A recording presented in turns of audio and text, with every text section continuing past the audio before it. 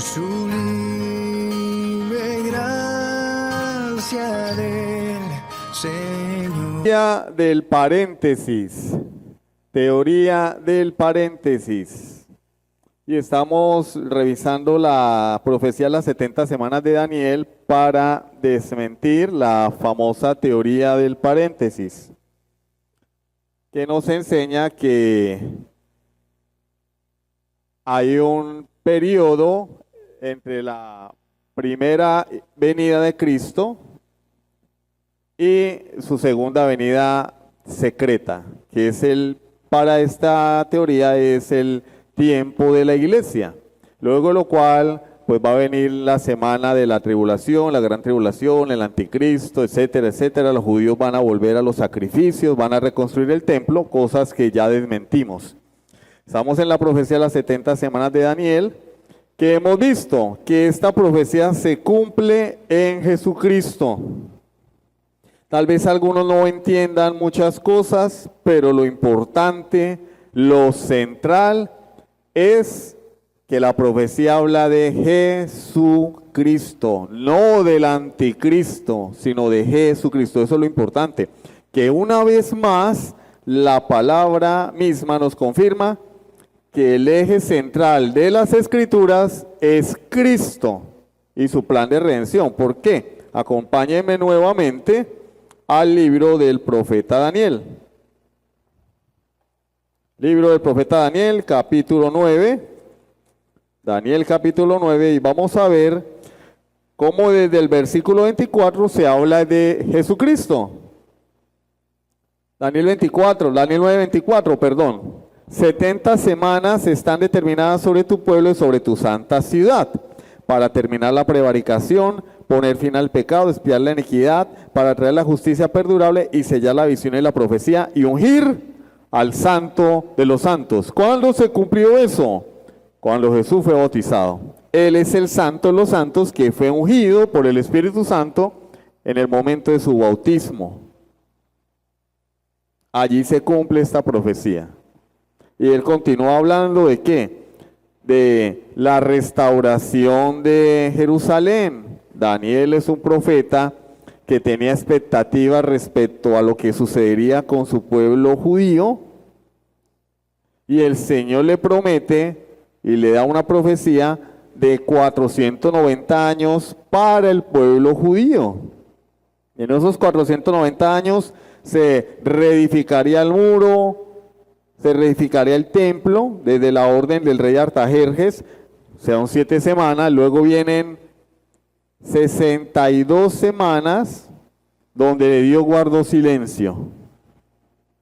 No hay profecía, Dios guardó silencio en ese periodo hasta la llegada de Juan el Bautista, hasta que Jesús inició su ministerio terrenal en el año 27, es el inicio de la última semana, 7 años. 3 años y medio, ministerio del Señor en la tierra. A los 3 años y medio muere crucificado. Allí es donde el Señor hace el pacto con muchos. Es decir, en la última cena él dice, esta es mi sangre del nuevo pacto, que por muchos es derramada. 3 años y medio después de eso, es apedreado Esteban en el año 34 después de Cristo. Entonces, si hacemos la suma, ¿sí? Desde el año 457 hasta el año 34, tenemos 490 años. Tenemos 490 años, bueno, aproximadamente. ¿Sí? Allí se cumple la profecía de las 70 semanas. Estamos en la última semana, ¿sí? La semana 70. ¿Y de qué hemos hablado? Bueno, hemos hablado de cómo Cristo puso fin al sacrificio, a la ofrenda, y cómo Él hizo un pacto con muchos. Hoy, ¿de qué vamos a hablar? Pareciera que ya hemos terminado todo, ¿no? Falta un pedacito. Falta la parte B del versículo 27.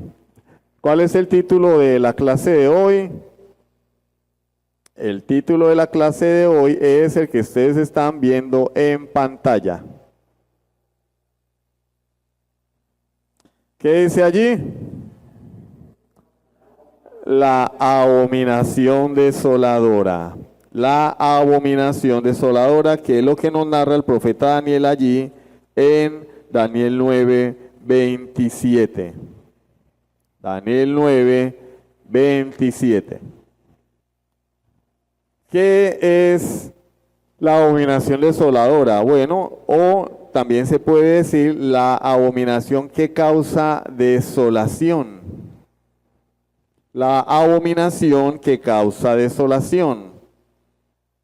Versículo 27, y por otra semana confirmará el pacto con muchos, a la mitad de la semana hará cesar el sacrificio y la ofrenda, después con la muchedumbre de las abominaciones vendrá el desolador, hasta que venga la consumación y lo que está determinado se derrame sobre el desolador.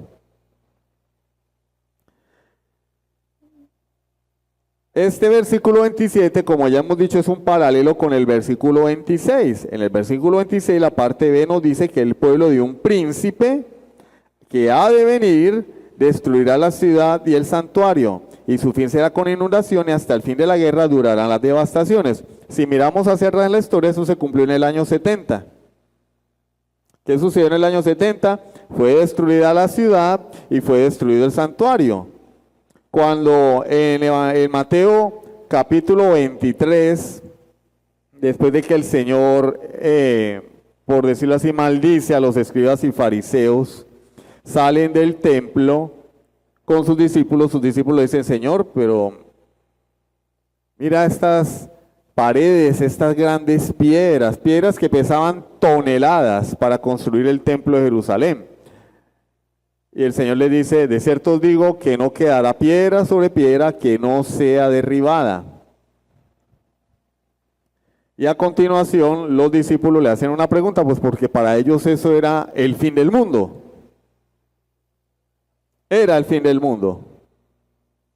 O sea, para nosotros puede ser irrelevante por nuestra cultura, nuestra lejanía con la cultura judía, pero para los judíos decirles que el templo de Herodes, digo el templo de Herodes porque Herodes fue el que lo remodeló, lo reconstruyó. Una de las maravillas del mundo antiguo, el templo de Herodes, piedras inmensas que pesaban toneladas para construir los muros. Pensar que algo así podría ser destruido, valga la redundancia, era impensable.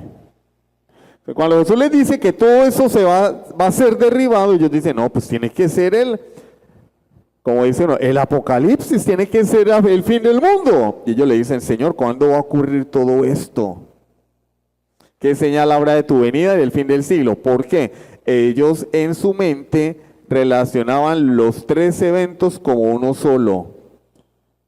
Cuando se destruya el templo, va a ser el tiempo de tu venida y también va a ser el fin del mundo, Señor. ¿Cuándo va a ocurrir esto? Y el Señor les dice, no es un solo evento, son dos eventos diferentes. La destrucción del templo y con mi venida vendrá el fin del mundo. Mateo capítulo 24, Marcos capítulo 13, Lucas capítulo 21. Entonces vamos a leer algunos textos. Lucas 21 del 20 al 24 nos dice, pero cuando viereis a Jerusalén rodeada de ejércitos, sabed entonces que su destrucción ha llegado. Entonces los que estén en Judea huyan a los montes, y los que en medio de ella váyanse, y los que estén en los campos no entren en ella. Oído. Porque estos son días de retribución, para que se cumplan todas las cosas que están escritas. ¿Para que se cumplan qué? Algunas cosas que están escritas.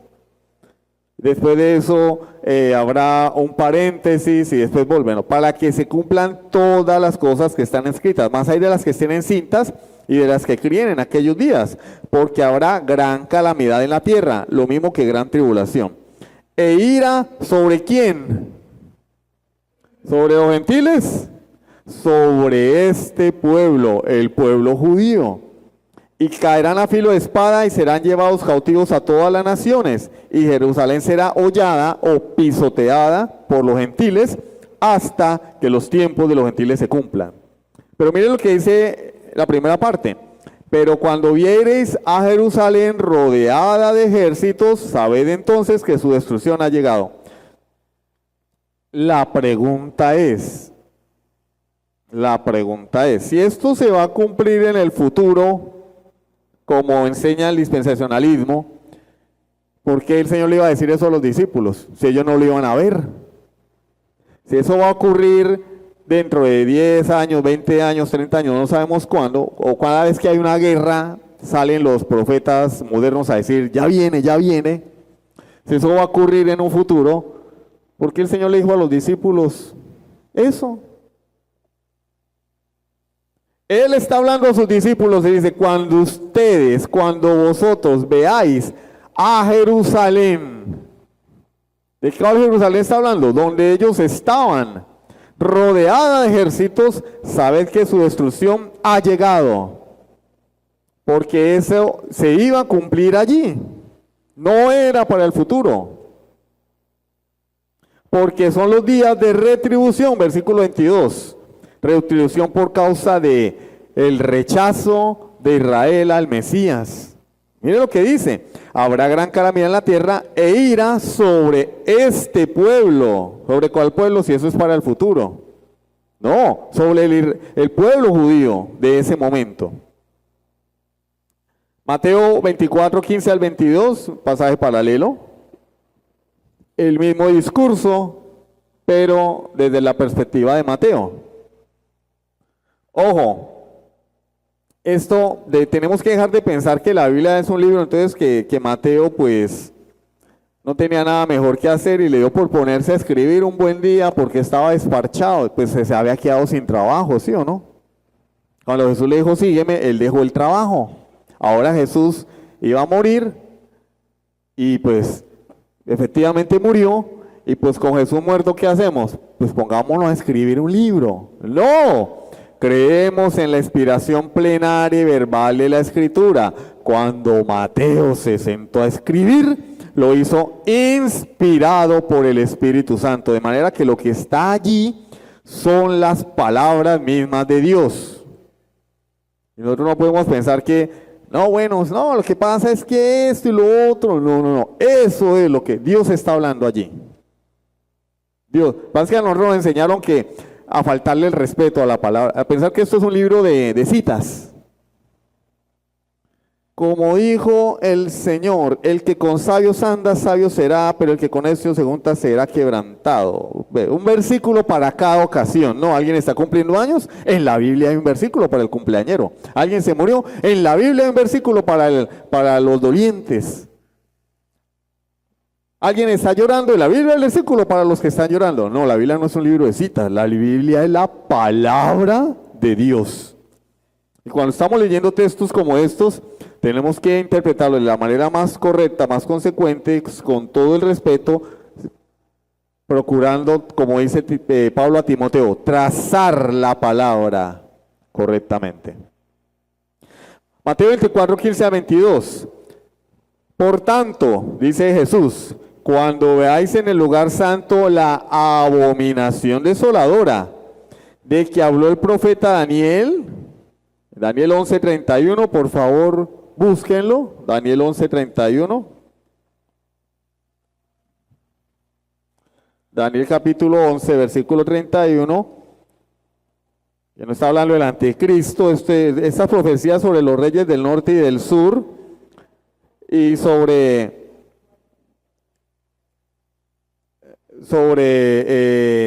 Daniel capítulo 12, sobre el tiempo del fin, está hablando es lo que sucedería con el imperio de Alejandro Magno, el imperio griego, que se dividiría en 4 reinos, porque Alejandro no tenía hijos, y entonces sus 4 generales tomaron el gobierno, pero se dividió el imperio, y uno de sus imperios, fue con el pasar del tiempo gobernado por un hombre llamado Antíoco Epífanes, que era un rey sirio, que tomó el mando del imperio Seleucida, porque uno de los generales de Alejandro se llamaba Seleuco. Esa es la historia, hermano, léanlo. Ahí no está hablando de Rusia, de Estados Unidos, de... No, está hablando de algo que se cumpliría o algunos años después. Y cuando nosotros lo leemos, tiene todo el sentido del mundo. Acá, pero no, los que ven, les gustan las películas, dicen, no, aquí, mira, aquí está el anticristo, acá dice que va a quebrantar el pacto. No, el que quebrantó el pacto fue Antíoco Epífanes, rey Seleucida. Entonces, Daniel 11:31 nos dice, y se levanta, Daniel 11:31, ¿sí? Ajá. Y se levantarán de su parte tropas que profanarán el santuario y la fortaleza, y quitarán el continuo sacrificio, y pondrán la abominación desoladora, o la abominación que causa desolación. Daniel lo está mencionando acá, ¿sí? Tengamos eso ahí en mente. Ahora vamos al capítulo 12, versículo 11. Y desde el tiempo que se ha quitado el continuo sacrificio hasta la abominación desoladora, habrá 1290 días. Bienaventurado el que espere y llegue a 1335 días. Ahora les digo qué significa eso. ¿Cuál es el punto? El punto es que Jesús le está diciendo a sus discípulos que cuando ellos vean algo de lo que Daniel habló, que ya se cumplió en la historia, pero que va a volver a ocurrir un suceso similar, cuando ellos vean eso mismo, le dice, por eso dice, el que lee entienda. O sea, los está mandando a leer Daniel, la abominación desoladora. Cuando ustedes vean eso, claro, ellos tenían que haberlo entendido porque ellos conocían el Antiguo Testamento.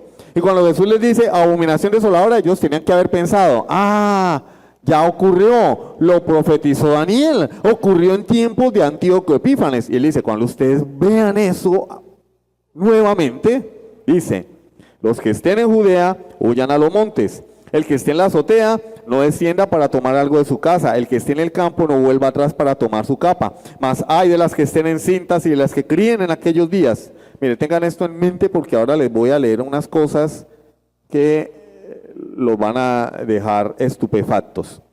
Ay de las que estén encintas, de las que críen en aquellos días. Ora que vuestra vida no sea en invierno ni en día de reposo, porque habrá entonces gran tribulación, cual no ha habido desde el principio del mundo hasta ahora ni la habrá. Y si aquellos días no fuesen acortados, nadie sería salvo, mas por causa de los escogidos, aquellos días serán acortados. ¿De qué está hablando Jesús? Tanto en Lucas como en Mateo, el mismo evento. En Lucas nos dice, cuando vean a Jerusalén rodeada de ejércitos. ¿Cuándo ocurrió eso? Año 70, el asedio romano encabezado por Tito, hijo del emperador Vespasiano. Él le dijo, cuando ustedes vean que los ejércitos vienen, corran por sus vidas. En Mateo 24 dice, cuando ustedes vean que se está profanando el templo, así como lo hizo Antíoco Epífanes, huyan a los montes. No se queden acá. Ay de las que estén embarazadas, ay de las que estén amamantando. Habrá gran tribulación que no ha habido desde el principio del mundo, ni la habrá jamás. Gran tribulación ¿sobre quién? Sobre el pueblo judío. Sobre el pueblo judío. ¿Cuándo ocurrió esto? Desde el año 175 hasta el año 164 antes de Cristo, Antíoco Epífanes ascendió al trono y él no tenía ni idea de que estaba cumpliendo la profecía hecha por Daniel. Profanó el templo, construyó un altar pagano encima del altar del continuo sacrificio. El sacrificio diario que ofrecían los judíos en el templo fue profanado porque Antíoco construyó un altar encima. Profanó el templo y allí sacrificó, adivinen, lo que nos gusta comer tanto, un marrano, un animal inmundo para los judíos. No les voy a decir que me acompañen, pero si algún otro tiene una Biblia católica con los libros deuterocanónicos, lo puede buscar. Primer libro de Macabeos, capítulo 1, versículos 54 al 64. No, hermano, ¿cómo así? Nosotros somos cristianos, nosotros no leemos. Un libro deuterocanónico lo que significa es que es no inspirado, no quiere decir que sea satánico. Un libro deuterocanónico o apócrifo no quiere decir que sea satánico, significa es que no es inspirado por Dios. Yo no puedo leer Macabeos y decir que aquí Dios está hablando, de ninguna manera, pero sí puedo decir que lo que escribieron fue verdad y ocurrió en la historia. Aquí un libro como el primer libro y el segundo libro de Macabeos me pueden servir a mí como material histórico que confirma lo que Dios ya dice en su palabra. Como les voy a leer a continuación los escritos de Eusebio citando a Flavio Josefo, pero en este momento vamos a leer Macabeos. Macabeos, primer libro de Macabeos, capítulo 1, versículos 54 al 64. Oído. El día 15 del mes de Quisleu del año 145, el rey cometió un horrible sacrilegio. Está hablando de Antíoco, ¿no? Pues construyó un altar pagano encima del altar de los holocaustos. Igualmente se construyeron altares en las demás ciudades de Judea. En las puertas de las casas y en las calles se ofrecía incienso.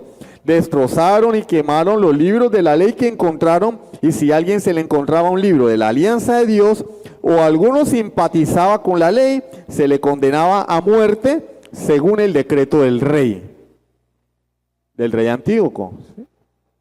Así, usando de la fuerza, procedía esa gente mes tras mes contra los israelitas que encontraban en las diversas ciudades. El día 25 de cada mes se ofrecían sacrificios en el altar pagano que estaba sobre el altar de los holocaustos. O sea, en el altar de los holocaustos, donde debían rendirse sacrificios a Dios, construyeron un altar pagano para sacrificar a sus dioses, en este caso el dios Zeus.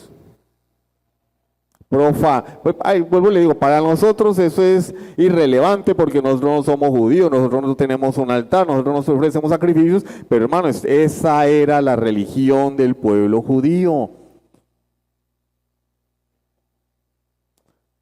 Dios asesinó a 2 hombres porque entraron en el tabernáculo y ofrecieron fuego que Dios no les había mandado. Esto era un verdadero sacrilegio. Esto era un verdadero sacrilegio. Esta era una verdadera abominación desoladora, como la profetizó Daniel en Daniel 11:31 y en Daniel capítulo 12. Aquí se está cumpliendo eso. Sigamos. De acuerdo con el decreto, a las mujeres que habían hecho circuncidar a sus hijos, las mataron. Recuerden que la ley ordenaba la circuncisión al 8º día de todo niño varón. Pues la mataron a las mamás con sus niños colgados del cuello, y mataron también a sus familiares y a los que habían hecho la circuncisión. Sin embargo, hubo muchos israelitas que tuvieron la fuerza y el valor para negarse a comer alimentos impuros. Prefirieron morir antes que profanarse comiendo tales alimentos y violar la alianza sagrada. Y, en efecto, murieron. Fueron días de terribles calamidades para Israel. Esto sucedió hasta el año 164 antes de Cristo, año en el que Antíoco muere. Esto sucedió. Daniel lo profetizó, capítulo 11, capítulo 12. Jesús les está diciendo, cuando ustedes vean que está ocurriendo en el templo, lo mismo que Daniel profetizó, que ya ocurrió, huyan, corran, salven sus vidas. Daniel capítulo 12, versículos 11 y 12 nos habla de, hay unos días allí, unas cifras, desde el tiempo que se ha quitado el continuo sacrificio hasta la abominación desoladora, habrá 1290 días. Bienaventurado el que espere y llegue a 1335 días. Pues porque desde que Antíoco profana el templo hasta que el culto es restaurado por Judas Macabeo, pasan 1290 días. Pero hasta que Antíoco muere, son los días que dice allí. 1335 días. 45 días después de que Judas Macabeo restaura el culto. O sea, lo que Daniel está diciendo acá es que bienaventurado el que pueda vivir después de que muera Antíoco Epífanes, porque va a tener descanso, va a morir el tirano, va a ver los días después de que termina la tiranía. ¿Coincidencia? No, Daniel lo profetizó. Daniel capítulo 12, versículos 11 y 12, se cumplió en la historia y lo escribieron y quedó registrado en la historia en los libros de los Macabeos, que les repito, no son inspirados, pero nos sirven como material histórico. No, es que como no es inspirado es mentira. Entonces todos los libros de los historiadores que no están en la Biblia serían mentira.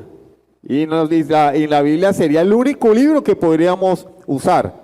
Cuando nosotros hablamos de la inspiración y de la suficiencia de la Escritura, estamos hablando dice la palabra, dice la Confesión de Fe de Londres de 1689, capítulo 1, párrafo 1, las Escrituras son la única regla infalible, suficiente de todo conocimiento, fe y obediencia salvadores. No dice que la Biblia es el único libro de historia que existe. ¿Sí? En este caso, este libro apócrifo apoya, confirma lo que la Biblia dice que profetizó Daniel. Eso nos enseña a respetar más la palabra de Dios, porque nos dice que lo que Dios dice se cumple. Se cumplió la palabra del profeta Daniel, dada por Dios. ¿Qué dice el Señor Jesucristo en estos textos de Lucas 21 y 24? Cuando vean la abominación desoladora o el sacrificio desolador, ¿sí?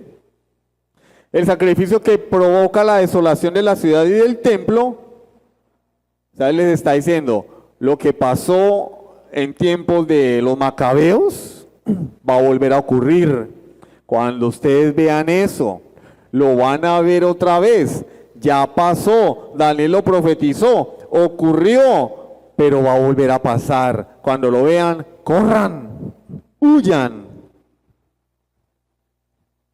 ¿Cuándo ocurrió esto? Cuando el ejército romano entró en la ciudad, primero puso sitio, entró en la ciudad y entraron en el templo con los estandartes romanos,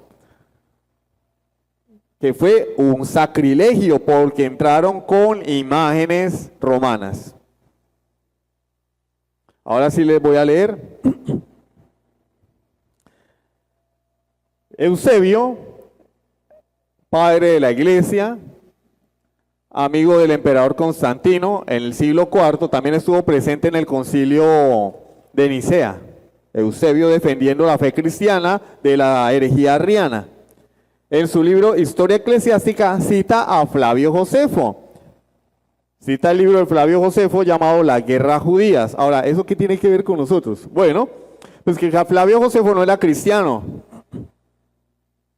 Flavio Josefo era judío romano, era fariseo, adquirió la ciudadanía romana, se hizo amigo del emperador Vespasiano y amigo de Tito, su hijo, el general romano, y fue testigo de los eventos que acontecieron en el año 70.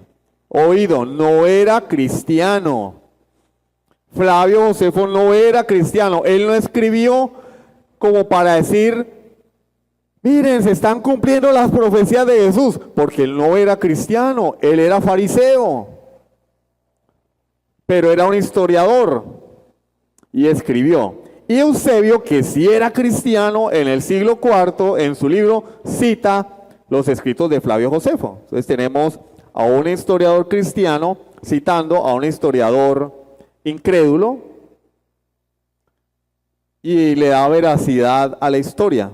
Porque que un incrédulo redacte, escriba lo que aconteció y que después nosotros digamos, oiga, pero lo que escribió Flavio Josefo fue lo que está en la Biblia. Le da más valor a la profecía del Señor, la confirma. Bueno, más valor no, porque la profecía tiene valor independientemente, pero nos confirma que la palabra de Dios se cumple. ¿Qué sucedió en el año 70? La abominación desoladora de la que habla Jesús. Huyan a las casas, huyan de sus casas, hay de las que estén embarazadas, hay de las que críen en aquellos días. Oído. Bueno, no copié todo porque es muy largo, ¿no? El libro de Eusebio tiene como 700 y pico de páginas. Yo saqué unos parrafitos nomás. Y después me tocó sacar de ahí porque era largo, entonces saqué más parrafitos, o sea, eliminé. Dice Eusebio citando a Flavio Josefo: el trigo estaba invisible, pero ellos irrumpían las casas y las registraban. Habían unos saqueadores rebeldes que se unieron como en guerrillas y empezaron a buscar comida, y al que tenía comida, en el sitio, esto fue en el año 70, recordemos, Jerusalén está cerrada porque el ejército romano está afuera. Más de 5 meses cerrada la ciudad, no había comida, nadie entraba, nadie salía. No había internet, no había aviones. La ciudad cerrada, la gente se iba a morir de hambre. Dice, entonces si lo encontraban el trigo, los maltrataban por haber negado. Si no lo encontraban, los torturaban por haberlo escondido tan cuidadosamente. La prueba de tener o de no tener eran los cuerpos de los desgraciados. Los que todavía se tenían de pie, parecía que abundaban en alimentos. A los que estaban ya consumidos, los dejaban en paz. Les parecía fuera de razón matar a los que enseguida morirían de inanición. Ah, está gordito. Venga, ¿de dónde está sacando comida? Yo lo veo a usted como alentado. ¿De dónde está sacando comida? Y lo torturaban para sacarle la información. Lo veían flaco, así como ya enfermo. Le decían, dejemos que muera. ¿Para qué vamos a gastar energía matándolo? Que se muera, ya se va a morir de hambre. Otro párrafo. El hambre excede a todos los sufrimientos, pero de nada es tan destructor como el sentido de la dignidad. Pues lo que en otro tiempo se tendría por digno de respeto, se lo desprecia en tiempo de hambre. Así las mujeres arrebataban los alimentos de las mismas bocas de sus maridos, los hijos de la de sus padres, y lo que es lamentable por demás, las madres de las bocas de sus hijitos. Y mientras los seres más queridos se consumían entre sus manos, nada le frenaba de arrebatarles las últimas gotas que les hacían vivir. O sea, no perdonaban nada, a nadie. Tenía comida y no importaba si era mi esposa, mi hijo, se la quitaba. Los hijos le quitaban la comida a los papás. Sigamos. Pero aun siendo tal su comida no quedaba oculta. Por todas partes se echaban encima los rebeldes en busca de esta presa. Cuando veían una casa cerrada, era señal de que los de dentro habían conseguido comida, y al punto rompían las puertas y se precipitaban dentro, y solo les faltaba ya apretar las gargantas y arrancarles el bocado. Golpeaban a los ancianos que no soltaban sus alimentos, arrancaban el cabello a las mujeres que escondían lo que tenían entre manos. No había compasión ni por los viejos ni por los niños, sino que levantaban a los niños que se aferraban a su bocado y los dejaban caer contra el suelo. Con los que, adelantándose a su irrupción, se tragaban ante lo que ellos sabían de arrebatarles, eran aún más crueles, como si hubieran recibido una injusticia. De pronto el hermano Cheo llegó primero y se robó la comida, y llegamos nosotros los rebeldes y le dábamos más duro por adelantado. Discurrían espantosos métodos de tortura. Para descubrir comida. Obstruían a los desgraciados, o sea, a las víctimas, la uretra con granos de legumbre y les traspasaban el recto con varas puntiagudas. Por la uretra, por donde orina el hombre, le metían granos de legumbres para torturarlos, y por el ano, varas puntiagudas para torturarlos, para hacerlos confesar dónde estaba la comida. Se padecían tormentos que espantan con solo oírlos, hasta confesar la posesión de un solo pan y descubrir un solo puñado de harina escondida. Muchachos y jóvenes hinchados vagaban por las plazas como espectros y caían muertos allí donde los cogía un dolor. Los enfermos no tenían fuerzas para enterrar a sus parientes, y los que hubieran podido se negaban, por ser tanto los muertos y por la incertidumbre de su propio destino. En efecto, muchos caían muertos junto a los recién enterrados por ellos, y muchos iban a sus tumbas antes que la necesidad se lo impusiera. Yo estaba muriéndome de hambre, estoy enterrando a mi abuela y enterrándola me morí porque me estoy muriendo de hambre. O me estoy muriendo de hambre, mejor me voy al cementerio a terminar de morirme allá. Me voy para allá y me muero allá mismo. Penetraban en las casas los rebeldes, como ladrones de tumbas, despojaban a los cadáveres y después de arrancar los velos que cubrían los cuerpos, se marchaban entre risas y probaban el filo de sus espadas en los cadáveres y probando el hierro, atravesaron algunos que, aunque caídos, aún vivían. Pues parecían muertos, pero parecían muertos, de todas formas, pues vamos a probar el filo. Pero si alguno les pedía que utilizaran en él su fuerza y su espada, lo desdeñaban y lo abandonaban al hambre. Por favor, mátenme, me estoy muriendo. Y de castigo no lo mataban, lo dejaban vivo para que sufriera, para que muriera de hambre. Todo el que expiraba miraba fijamente hacia el templo, porque dejaba vivos tras sí a los rebeldes.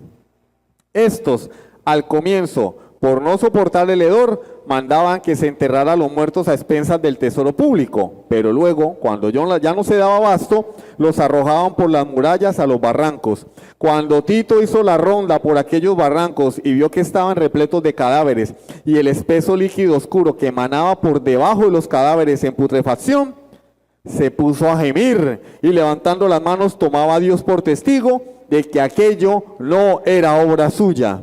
Tito entró, vio semejante masacre, maldad, y dijo, yo no hice esto. Pongo a Dios por testigo que esto no es obra mía. La necesidad les hacía llevarse toda la boca y cuando recogían alimentos incluso indignos de los animales irracionales más repugnantes, se los llevaban a escondidas para comérselos. Así terminaron por no abstenerse ni siquiera de los cinturones y del calzado y quitaban las pieles de sus escudos y las masticaban. Se comían los zapatos, se comían las correas, se comían el cuero de los escudos, porque había escudos de cuero, los escudos de guerra eran hechos en cuero, se comían el cuero de los escudos. Oído, una mujer de las que habitaban a la otra orilla del Jordán, llamada María, hija de Eleazar, de la aldea de Batesor, nombre que significa casa de hisopo, notable por sus riquezas y su linaje, huyó a Jerusalén con el resto de la muchedumbre y con ella compartía el asedio. O sea, ya en lugar de irse, se metió en la ciudad. O sea, desobedeció a Jesús. Jesús le dijo, váyanse. Ella no, era una mujer muy rica, con sus riquezas se resguardó en la ciudad. Los tiranos le arrebataron todos los otros bienes que había reunido y llevado consigo a la ciudad desde Perea. Lo demás de su ajuar y el poco alimento que apercibieron se lo fueron arrebatando las gentes armadas que cada día entraban. Fue tremenda la indignación de aquella pobre mujer que muchas veces injuriaba y maldecía a los ladrones para excitarlos contra sí misma. O sea, los insultaba para que la mataran. Pero eso no se queda allí. Pero como nadie la mataba, movidos por la ira, por la compasión, y cansada de buscar alimento para otros, que ya era imposible encontrar en parte alguna, con las entrañas y la médula traspasadas por el hambre y encendido su ánimo más por la rabia que por el hambre, tomó como consejeros a la cólera y a la necesidad y se lanzó contra la naturaleza. Agarró el hijo que tenía, niño de pecho todavía, y dijo, criatura desgraciada, en medio de la guerra, del hambre y de la revuelta, ¿para quién voy a guardarte? Entre los romanos, si por acaso caemos vivos en sus manos, la esclavitud. Pero el hambre se anticipa a la misma esclavitud y los rebeldes son aún peores que ambas cosas. ¡Ea! Sé alimento para mí, maldición para los rebeldes y fábula para el mundo. Lo único que faltaba a las calamidades de los judíos. Hijo, te voy a comer, de nada me sirve resguardarte. Y al tiempo que iba diciendo estas cosas, dio muerte a su hijo. Después lo asó y se comió la mitad. El resto lo guardó escondido. Enseguida se presentaron los rebeldes y husmeando la tufarada es el olor desagradable, la tufarada impía, amenazaron a la mujer con degollarla de inmediatamente. sino les mostraba lo que tenía preparado. Ella entonces les dijo que para ellos guardaba una hermosa porción y descubrió lo que quedaba de su hijo. Miren, aquí les tengo su cena. Y le mostró lo que había guardado del hijo que ya se había comido. El horror y el pasmo los sobrecogió al punto y quedaron clavados en el sitio ante aquel espectáculo. Pero ella dijo, es mi propio hijo y yo lo hice. Comed, que también yo he comido. No seáis más blandos que una mujer, ni más compasivos que una madre. Pero si vosotros por escrúpulos piadosos rehusáis mi sacrificio, yo he comido ya por vosotros, que del resto también para mí. Ah, muy escrupulosos, pues no coman. Mejor para mí, más para mí. Después de esto, aquellos se marcharon temblando. Era la única vez que se acobardaban y que mal de su grado cedían a la madre semejante comida. Enseguida la ciudad entera se llenó de horror y todo el mundo se estremecía al representarse ante los ojos el crimen como si fuera propio. Y entre los hambrientos había pereza por morir y cierta envidia de los que se habían adelantado muriendo antes de escuchar y contemplar semejantes horrores. Envidia, ay, aquellos ya se murieron, no tienen que ver esto. Y este es un comentario de Eusebio. Tal fue la recompensa de los judíos por su iniquidad e impiedad para con el Cristo de Dios. Eusebio lo entendió así. En el siglo IV, él vio la gran tribulación cumplida en el año 70 y la vio como castigo de Dios sobre el pueblo judío. Sigue Eusebio citando a Flavio Josefo. Reuniendo el número total de muertos, el escritor, o sea Flavio Josefo, dice que por el hambre y por la espada habían perecido 1.100.000 personas. Por el hambre y por la espada. Que los rebeldes y bandidos que aún quedaban se fueron denunciando unos a otros después de la toma de la ciudad y fueron ejecutados. Que los jóvenes más esbeltos y que sobresalían por su belleza corporal los reservaban para la ceremonia del triunfo. Y que del resto de la población, los que pasaban de 17 años, unos eran enviados encadenados a los trabajos forzados de Egipto y otros más numerosos fueron distribuidos por las provincias para hacerlos perecer en los teatros por la espada o por las fieras, entiéndase, el famoso circo romano. Y a los que aún no llegaban a los 17 años, se les condujo cautivos para venderlos. Solamente de estos, el número daba un total de 90.000. 1.100.000 personas muertas, 90.000 personas que cayeron o en la esclavitud, o fueron al circo romano, o en la trata de personas. Estos acontecimientos sucedieron de este modo en el segundo año de Vespasiano, esto es Eusebio hablando, según las predicciones de nuestro Señor y Salvador Jesucristo, quien por su divino poder había visto de antemano estas mismas cosas como si ya estuviesen presentes, y había llorado y sollozado según la escritura de los sagrados evangelistas. ¿Qué está viendo Eusebio acá? El cumplimiento de las profecías de Jesús sobre la gran tribulación en el año 70. Eusebio aquí no está viendo en la gran tribulación futura, no está viendo al anticristo, no está viendo el levantamiento del tercer templo. Eusebio está diciendo, acá se cumplió, en lo que escribió Flavio Josefo, se cumplió lo que Jesús predijo. Y cita Eusebio, Lucas 19, 41 al 44. Y cuando llegó cerca de la ciudad, al verla, lloró sobre ella. Aquí Jesús llora por Jerusalén, diciendo, oh, si también tú conocieses a lo menos en este tu día lo que es para tu paz. Mas ahora está encubierto de tus ojos, porque vendrán días sobre ti, cuando tus enemigos te rodearán con vallado y te sitiarán y por todas partes te estrecharán y te derribarán a tierra y a tus hijos dentro de ti y no dejarán en ti piedra sobre piedra por cuanto no conociste el tiempo de tu visitación.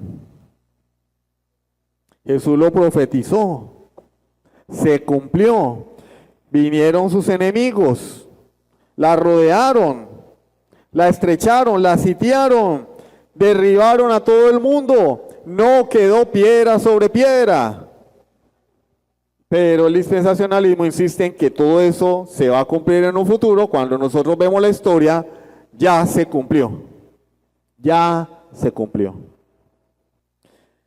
Y finaliza Daniel capítulo 9 diciéndonos: después con la muchedumbre de las abominaciones vendrá el desolador hasta que venga la consumación y lo que está determinado se derrame sobre el desolador. Esto puede...